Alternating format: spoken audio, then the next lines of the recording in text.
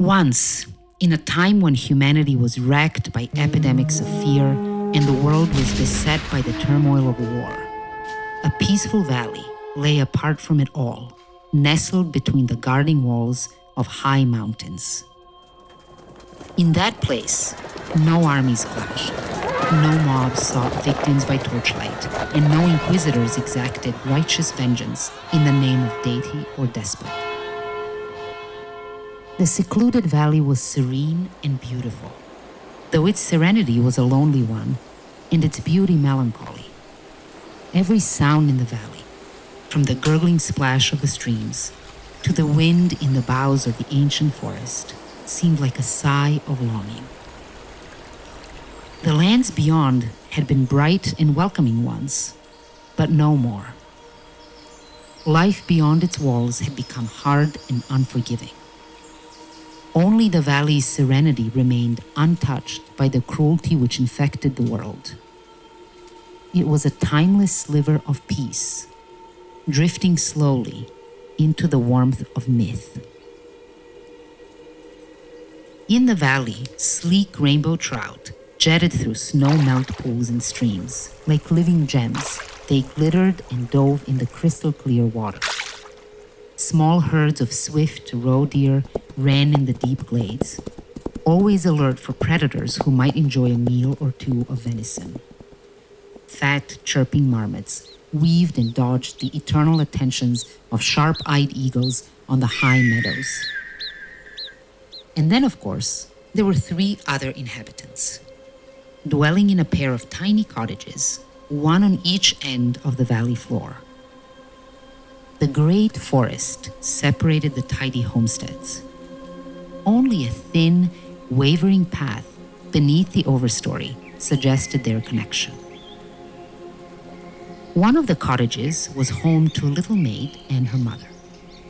The little maid's elderly grandmother lived in the other. The 3 of them were fortunate indeed to live amongst such beauty. Every day they witnessed the splendor of the forest, the quicksilver song of the streams, and the fierce majesty of the mountains that shielded them from the harms of the outside world. Though the valley was a sanctuary from the outer world, seasons and storms still intruded. Summers were all too brief, winters were much too long, and all who lived there had to toil hard each and every day. Gathering food, keeping their cottage walls dogged, patching their roofs against rain, and mending their clothes demanded much of them.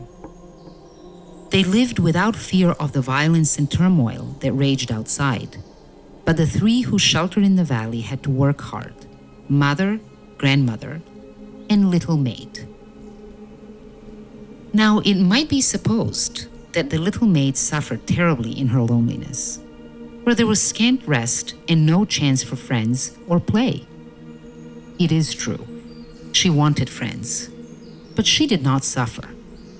Despite the hardship and the lack of comfort and ease, the maid was happy and found moments of joy and pleasure in her simple life.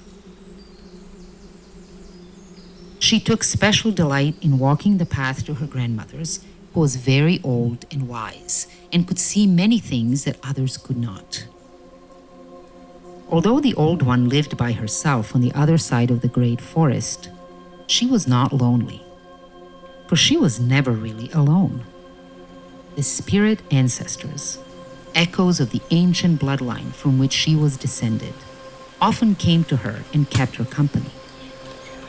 She conversed with them in long dead languages, smiling and laughing at the mystical secrets that they told her. Some she shared, whispering and smiling, with her little granddaughter. Once every fortnight, the mother sent her young daughter through the great forest to her grandmother's cottage to wake her if she had gone into one of her trances, to bring her a basket of food, and to make sure the path to her door was clear of leaves and fallen branches. The old one doted on her granddaughter and gave her what few gifts she had to give.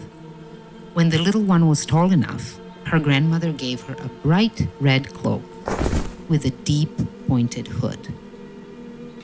Honored by the special gift, she always wore it, and so came to be called Little Red Hood.